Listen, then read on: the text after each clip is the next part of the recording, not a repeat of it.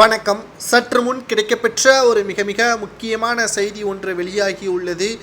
பன்னீர்செல்வத்தை முதல்வர் வேட்பாளராக வரவைக்க வேண்டும் என்று பாஜக தற்பொழுது மிகப்பெரிய ஒரு திட்டத்தை போட்டுக்கொண்டிருக்கிறது.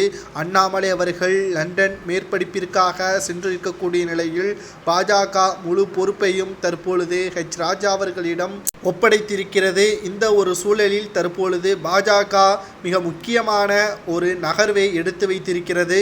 2026 சட்டமன்ற தேர்தல் என்பது மிகப்பெரிய ஒரு கூட்டணியை முன்வைத்து நடத்த வேண்டும். தமிழகத்தில் திமுகவிற்கு எதிராக ஒரு பெரிய ஒரு கூட்டணியை அமைத்தால் மட்டும்தான் அதிமுக தலைமை கீழ் செயல்படுவதால் எங்களுக்கு எந்த ஒரு மாற்று கருத்து கிடையாது. ஆனால் எடப்பாடி பழனிசாமி அவர்கள் அதிமுகவின் தலைவராக இருக்கக்கூடாது, பொதுச் செயலாளராக அவர் இருக்கக்கூடாது என்பதற்கேற்பதான் தற்பொழுது 3 வாரங்களாக பாஜக மிகப்பெரிய ஒரு திட்டத்தை போட்டுக்கொண்டிருக்கிறது.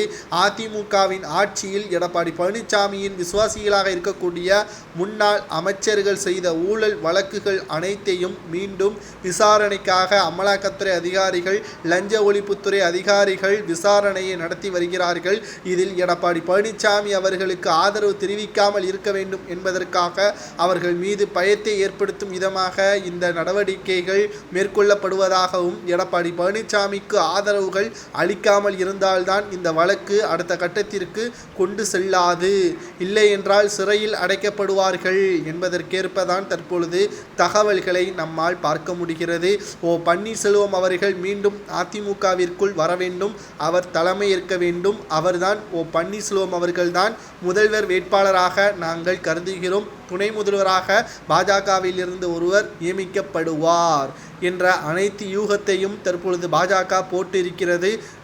அனைத்தும் சரிவர நடக்க எடப்பாடி பழனிசாமி அவர்கள் பதவி பறிக்கப்பட்டால் சொன்னது அனைத்தும் நடக்கும் என்ற தகவலை அதிமுகவின் அரசியல் வட்டாரத்தில் நம்மால் பார்க்க முடிகிறது. இது அதிமுகவில் பேசும் பொருளாக மாறியிருக்கிறது. இதனால் அதிர்ச்சியில் எடப்பாடி பழனிசாமி அவர்கள் இருப்பதாக செய்திகளும் நமக்கு கிடைக்கப்பெற்றுள்ளது. இதை பற்றி உங்களது கருத்துக்களை கமெண்ட் வாயிலாக கூறுங்கள். பாஜக அதிமுக தான் அடுத்த முதல்வர் பதவியில் வேட்பாளராக இவர்தான் அறிவிக்க வேண்டும் என்று பாஜக கூறுவதால் அதிமுகவில் குழப்பத்தை உண்டாக்குவதற்காக பாஜக கூறியிருப்பதாக சிலர் கூறியிருப்பதை பற்றி கமெண்ட் வாயிலாக கூறுங்கள்.